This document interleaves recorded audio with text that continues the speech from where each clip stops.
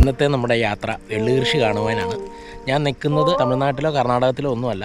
ഇത് കേരളത്തിലെ എൻ്റെ വീടിൻ്റെ തൊട്ടടുത്തുള്ള ഒരു സ്ഥലമാണ്. ഏക്കർ കണക്കിന് ഇവിടെ എള്ള് കൃഷി ചെയ്തിട്ടുണ്ട്. ഇന്ന് ഇത് വിളവെടുക്കുന്ന ദിവസമാണ്. ഇതുണ്ടോ പാകമായി നിൽക്കുന്ന എള്ള്.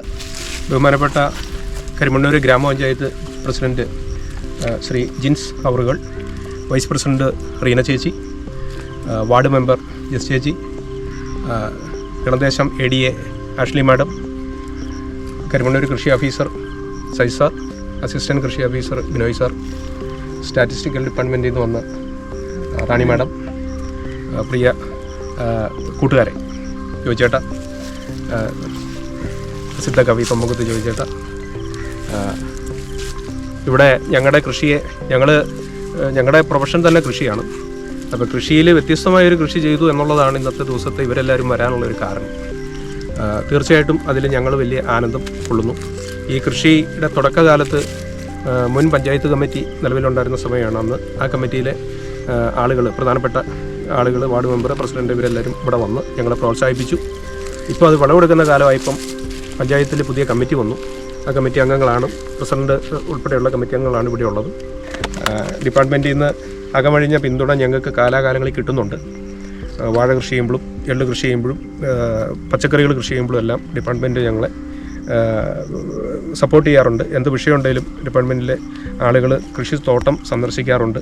തീർച്ചയായും ഡിപ്പാർട്ട്മെൻറ്റിൽ നിന്ന് എത്തിയിരിക്കുന്ന ADA ആഷ്ലി മാഡം, കൃഷി ഓഫീസർ സൈസ് സാർ, അസിസ്റ്റൻറ്റ് കൃഷി ഓഫീസർ ബിനോയ് സാർ, 3 പേർക്കും വളരെ ഹൃദ്യമായി നന്ദി പറയുന്നു. ഇവിടെ ഞങ്ങളെ പ്രോത്സാഹിപ്പിക്കാൻ, ഈ എള്ളിനെക്കുറിച്ച്, എള്ളിൻ്റെ മഹത്വങ്ങൾ എല്ലാം, എള്ളിൻ്റെ പാരമ്പര്യവും പൗരാണികതയൊക്കെ കവിതയിലൂടെ അവതരിപ്പിക്കാനായിട്ട് ഇവിടെ എത്തിയ തൊമ്മക്കുത്ത് ജോയിച്ചേട്ടൻ എൻ്റെ ഒരു ആദ്യകാല സുഹൃത്താണ്. സ്റ്റാറ്റിസ്റ്റിക്കൽ ഡിപ്പാർട്ട്മെൻറ്റ് ഇവിടെ ഒരു സാമ്പിൾ സർവേ നടത്തുന്നുണ്ട്. അതിന് റാണി മാഡം ഇവിടെ ഇന്ന് 3ാമത്തെ വിസിറ്റാണ്. കൊയ്യാനായിട്ട് ഞങ്ങളുടെ കൂടെ ഞങ്ങളുടെ സുഹൃത്തുക്കൾ 3 പേരുണ്ട്.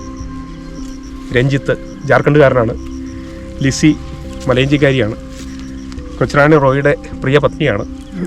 അത് ഒരു പ്രത്യേകതയുള്ളത്, കറുത്ത എള്ളുണ്ട ഒരു സൈസിലുള്ളത്, അതേ സൈസിലുള്ള ഒരു വെളുത്ത എള്ളുണ്ട 2 ത്രാസ് വെച്ച് തൂക്കി നോക്കിയാൽ വെയിറ്റ് കുറവായിരിക്കും. പക്ഷെ പലരും ധരിക്കുന്ന ഏറ്റവും കൂടുതൽ ട്രീറ്റ് ചെയ്ത സാധനമാണ് വെളുത്ത എള്ളുണ്ടാവുക.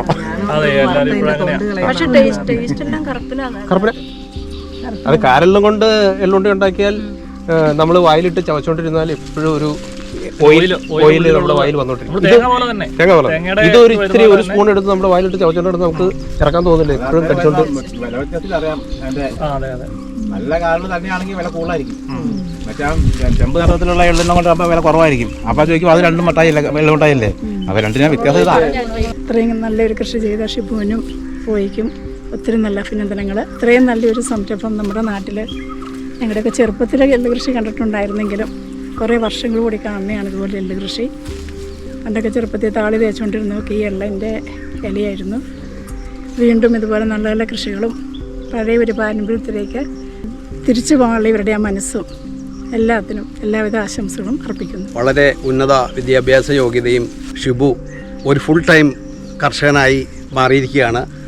നമ്മൾ വളരെയേറെ അഭിനന്ദിക്കുകയും ബഹുമാനിക്കുകയും ചെയ്യേണ്ട ഒരു യുവ കർഷകനാണ് ഷിബു ഞാനുമായുള്ള ഫ്രണ്ട്ഷിപ്പിൻ്റെ കാരണം എന്നുള്ളത് പ്രധാന കാരണം ഷിബുവിൻ്റെ കൃഷിയോടുള്ള പ്രേമമാണ്. ഷിബുവിൻ്റെ കൃഷിയിടങ്ങൾ എല്ലാ സ്ഥലങ്ങളും ഞാൻ സന്ദർശിച്ചിട്ടുണ്ട്.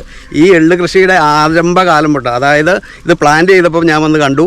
ഇതിൻ്റെ വളർച്ചയുടെ ഓരോ ഘട്ടങ്ങളും ഞാൻ വീക്ഷിച്ചുകൊണ്ടായിരുന്നത്. അപ്പോൾ ഞങ്ങളുടെ പ്രധാനപ്പെട്ട ഉദ്ദേശം എന്ന് പറയുന്നത് നമ്മുടെ നാടിനെ ഈ എള്ള് കൃഷിയിലൂടെ ഒന്ന് പ്രൊമോട്ട് ചെയ്യുക. കരിമണ്ണൂർ എള്ളെന്നാണ് ഞങ്ങൾ അതിനൊരു പേരിട്ടിരിക്കുന്നത്. അപ്പോൾ ഞങ്ങൾ അതിൻ്റെ പ്രാഥമിക ചർച്ചകളൊക്കെ നടത്തി. നമ്മുടെ ഭാഗങ്ങളിലൊക്കെ പണ്ടുണ്ടായിരുന്ന, നമ്മുടെ നാട്ടുമ്പുറങ്ങളിലൊക്കെ ഉണ്ടായിരുന്ന കൃഷിയാണ് എള്ള്. ഇപ്പോൾ എല്ലായിടത്തും അപ്രത്യക്ഷമായിക്കൊണ്ടിരിക്കുകയാണ്. കൃഷി മുന്നോട്ട് കൊണ്ടുപോകുന്നതിനും കരിമണ്ണൂരിൻ്റെ തനതായ ഒരു എള്ളിൻ്റെ ഒരു ബ്രാൻഡ് തന്നെ തുടങ്ങണമെന്നുള്ളവരുടെ ആഗ്രഹവും നല്ല രീതിയിൽ മുന്നോട്ട് പോകട്ടെ.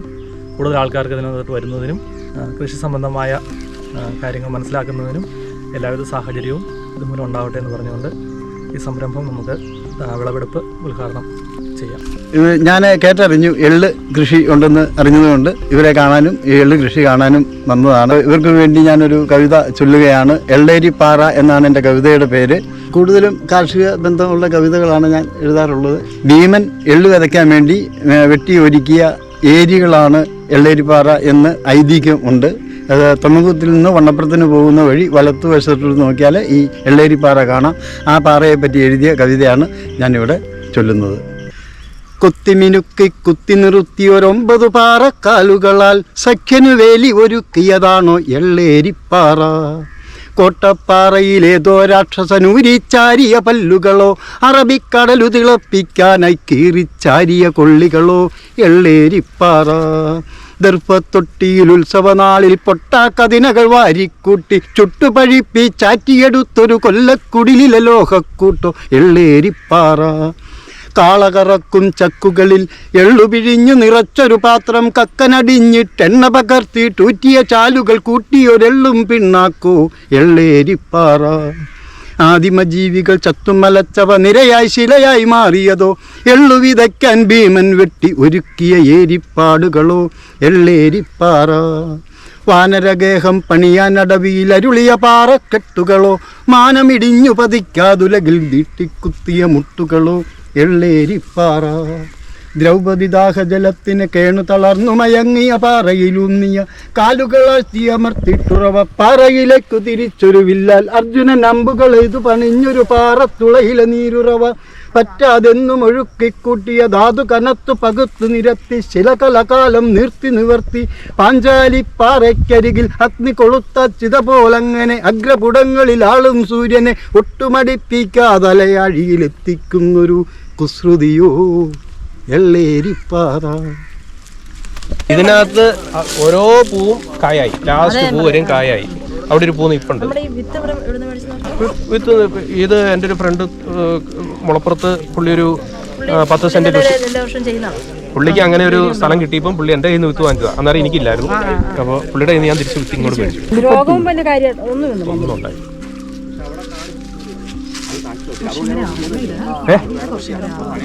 അല്ല, അത് ഞാനിപ്പോൾ ഇത് പൊട്ടിച്ച് നോക്കി, ഇത് കറുത്തിട്ടുണ്ട്. ഇതുണ്ടോ, അകത്ത് കറുത്തു. ഇത് ചിലപ്പോൾ വെളുപ്പായിരിക്കും, അത് നോക്കണ്ട. ഇത് വെട്ടി അവിടെ വെക്കുമ്പോൾ ഇത് കറുക്കും. ഇതിൽ ഇല പൊഴിയണതാണ് ആദ്യത്തെ ഒരു ലക്ഷണം. അപ്പോൾ ഇല പൊഴിഞ്ഞില്ലെങ്കിൽ ഒരു കുഴപ്പമെന്ന് വെച്ചിട്ടുണ്ടെങ്കിൽ അതിനകത്ത് ഇല കൂടുതലുണ്ടാവും. നമ്മൾ കൊട്ടിക്കഴിയും, പിന്നെ അത് പറക്കാൻ പോകും. ആ സമയം ഇലയെല്ലാം ഇവിടെ പൊഴിഞ്ഞിട്ടാണെങ്കിൽ നമുക്ക് ആ ജോലി ഒത്തിരി കുറഞ്ഞു കിട്ടും. അതിനുവേണ്ടി അങ്ങ് നിർത്തിയെന്നേ ഉള്ളൂ. അങ്ങനെ മെതിക്കുവാണോ ഇത്? എത്ര ദിവസത്തെ ഇതിന്? മെതിക്കുകയല്ല, ഇത് ഒരു 4-5 ദിവസം വെയിൽ കൊണ്ടു കഴിയുമ്പം പഴുതാല് നിരത്തിയിട്ട് വെച്ച് ഇങ്ങനെ ഓരോ പിടുത്തം മാരി എടുക്കുക, ഇങ്ങനെ കൈ കൊണ്ട് കുട്ടുക. അപ്പോൾ ഇതിൻ്റെ അരിയെല്ലാം ഇതിനകത്തുനിന്ന് താഴത്തേക്ക് ചാടി അവിടെ ആയിക്കോളും. വെറുതെ കൊട്ടിയാൽ മതി. വെറുതെ കൈ കൊണ്ട് ഇങ്ങനെ ഓരോ കുറച്ച് എടുത്ത് ഇങ്ങനെ കൊട്ടിയാൽ മതി. ഓക്കെ. അപ്പോൾ എല്ലാം പൊട്ടിച്ചാടിക്കോളും. ഞങ്ങൾ സെപ്റ്റംബർ 10-ാം തീയതി ഇവിടെ പണി തുടങ്ങി. 15-ാം തീയതി വിത്തിട്ടു. ഇന്നിപ്പം ജനുവരി 1, കൃത്യം 105 ദിവസമായി. ഏകദേശം 1.25 ഏക്കർ സ്ഥലമുണ്ട്. ഇത് കാരലാണ് കൃഷി ചെയ്തിരിക്കുന്നത്. എള്ളുകളിൽ ഏറ്റവും ഔഷധ ഗുണമുള്ളത് കാരലാണ്. പറഞ്ഞാൽ എല്ലാ പ്രായത്തിലുള്ള ആളുകൾക്കും വെറുതെ കഴിക്കാനും എല്ലാത്തിനും വളരെ നല്ലതാണ്. കൊച്ചുകുട്ടികൾക്കും ഏത് പ്രായത്തിലുള്ളവർക്കാണെങ്കിലും വളരെ അയൺ റിച്ച് ആണ് എള്ളിൻ്റെ പ്രത്യേകത. ഇതിനകത്തെ ഏകദേശം ഒരു 80% ജോലിയും മെഷീൻ ഉപയോഗിച്ചാണ് ചെയ്തത്. മെക്കനൈസേഷൻ ആണ് ഞങ്ങൾ ഉപയോഗിച്ചത്. അതുകൊണ്ട് തന്നെ ഇതിന് താരതമ്യേന ഞങ്ങൾക്ക് ചിലവ് കുറവാണ് വന്നിട്ടുള്ളത്. ഒരുവിധം ഇതുമായിട്ട് ബന്ധപ്പെട്ട മെഷീൻസ് എല്ലാം ഞങ്ങളുടെ കയ്യിലുണ്ട്. ഈ മണ്ണിൽ അടിവളമോ മറ്റ് രാസവളങ്ങളോ ഒന്നും ഉപയോഗിച്ചില്ല. ഇതിൻ്റെ വളപ്രയോഗം മുഴുവൻ ഫോളിയർ ഫെർട്ടിലൈസേഷൻ മെത്തേഡിലാണ് ചെയ്തത്. NPK, പൊട്ടാഷ്, മറ്റ് മൈക്രോ ന്യൂട്രിയൻസ് ഇതെല്ലാം ഇലവളമായിട്ട് സ്പ്രേ ചെയ്ത് അത് മിസ്റ്റ് ബ്ലോവർ ഉപയോഗിച്ച് ചെയ്തുകൊണ്ട് വളരെ കുറഞ്ഞ അളവിൽ വേണ്ടി വന്നുള്ളൂ. അത് തന്നെ ഞങ്ങൾക്ക് ഇതിൻ്റെ ചിലവ് കുറയ്ക്കാൻ വളരെ പ്രധാനപ്പെട്ടൊരു കാര്യമായി മാറി.